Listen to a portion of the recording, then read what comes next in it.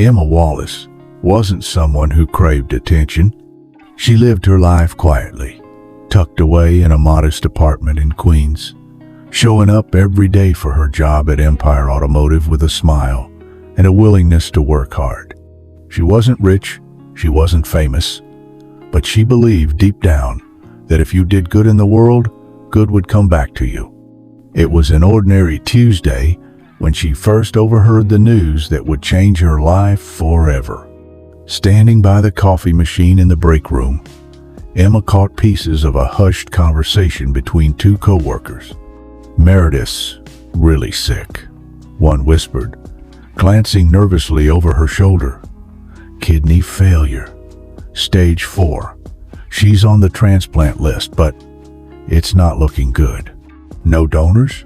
the other asked, voice low. "None. Her family's not a match. She's getting weaker every day. If she doesn't find someone soon." Emma froze mid-stir, the coffee forgotten in her hand. Meredith Dawson, the proud, immovable operations manager who ran Empire Automotive like a well-oiled machine, was sick, deathly sick, and no one could save her. The whisper stayed with Emma all day. She remembered the times Meredith had smiled at her in the hallway, the advice she had given early in Emma's career. Even though Meredith was distant and sometimes intimidating, she had once called Emma family. That had meant something to Emma, even if it had been just a figure of speech. By the time Emma clocked out that night, she had made a decision that would cost her more than she could imagine. Emma didn't rush blindly into it. She did her research. She talked to doctors. She learned about the risks of donating a kidney, the surgery, the recovery, the lifelong impact it could have. But every time she thought about backing out, she pictured Meredith wasting away while waiting for a miracle that might never come. Finally, Emma reached out to Human Resources, asking discreetly if she could be tested as a potential donor for Meredith. Within a week, she was in a hospital gown, getting poked, prodded, and scanned from head to toe. It wasn't glamorous. It was grueling, and it was terrifying. "You don't have to do this," Lisa, her best friend, told her one night over takeout. "She's your boss, Emma. Not your sister, not your mother." "I know," Emma said softly, staring into her carton of noodles. "But if I can save someone's life, how can I live with myself if I don't?" The test came back. A near-perfect match. When Meredith found out, it wasn't through a heartfelt conversation, but through an awkward call set up by Human Resources. "Emma, I don't even know what to say," Meredith said stiffly, voice thick with emotion. "Thank you." Emma smiled, even though Meredith couldn't see it. "Just get better. That's all I want." Damo, the surgery was scheduled quickly. On a hot August morning, Emma was wheeled into the operating room, nerves jangling inside her.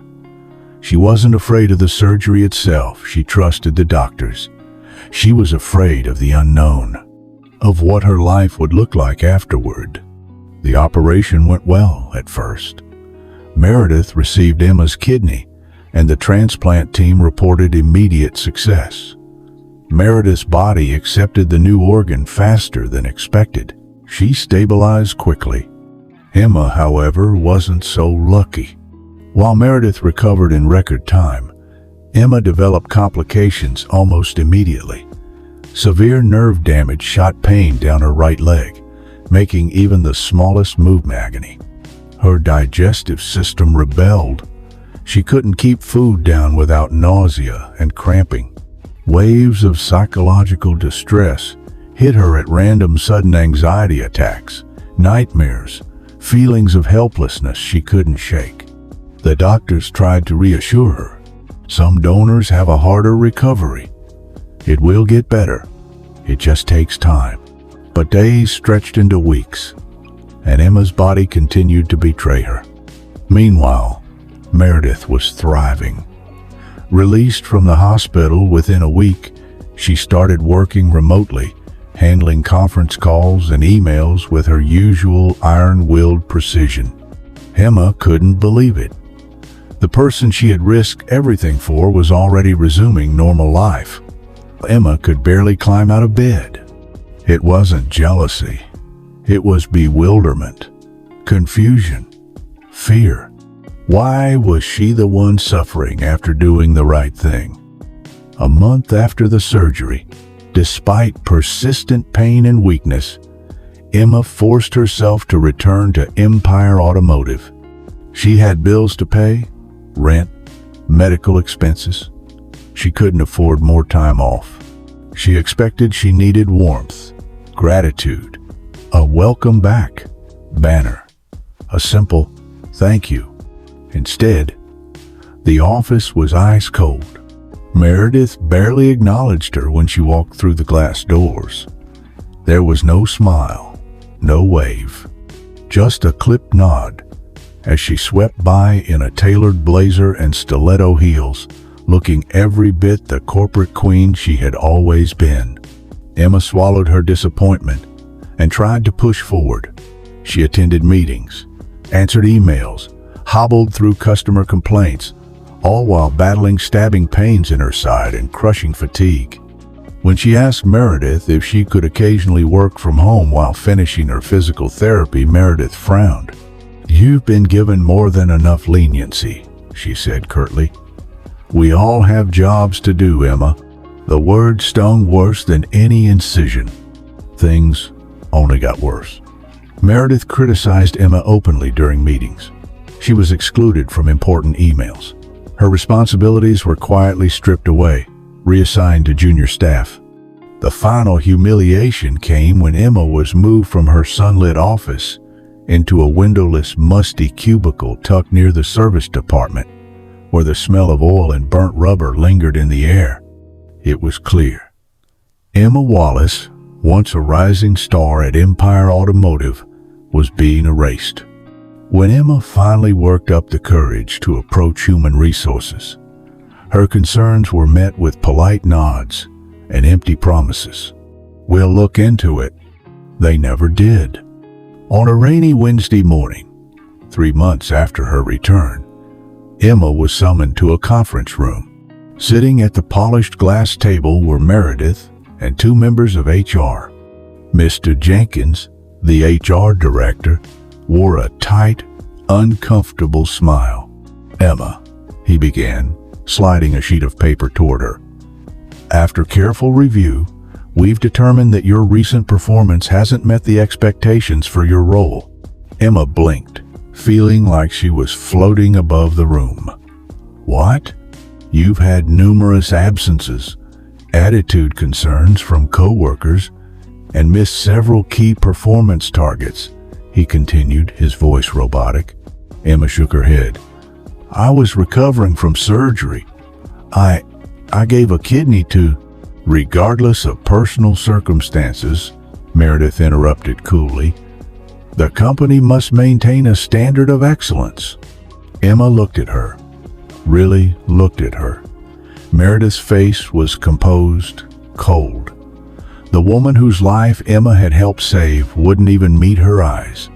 She realized, with a sick twist in her gut, that Meredith had already moved on. Emma was handed her termination letter. Security was called to escort out.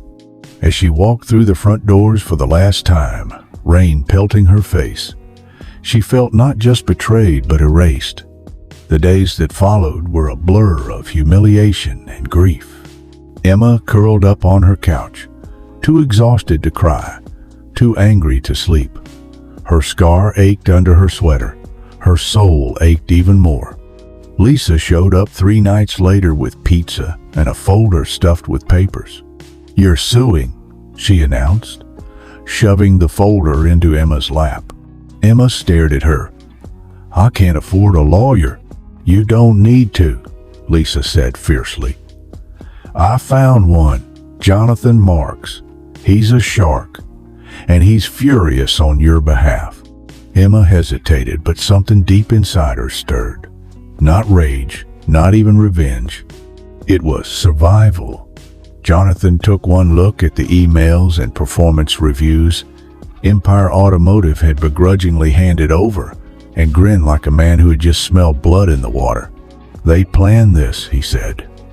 "They used you, and now they're going to pay." When the lawsuit hit the courts, it exploded across the media like wildfire. Headlines screamed, "Woman donates kidney to boss then gets fired. Corporate betrayal." The story that has America outraged. Public opinion was vicious.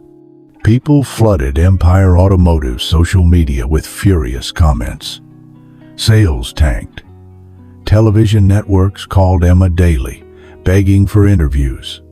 Emma, overwhelmed but determined, sat down on national television and told her story. "I didn't expect a reward. I didn't expect a parade, but I thought saving someone's life would matter. Instead, I was discarded like trash." In court, Jonathan tore Empire Automotive's defense to shreds. He revealed emails where Meredith had called Emma a liability just days after receiving her kidney. He showed evidence that Emma's performance had been stellar before the surgery, and that her so-called decline was invented as a paper trail for her firing.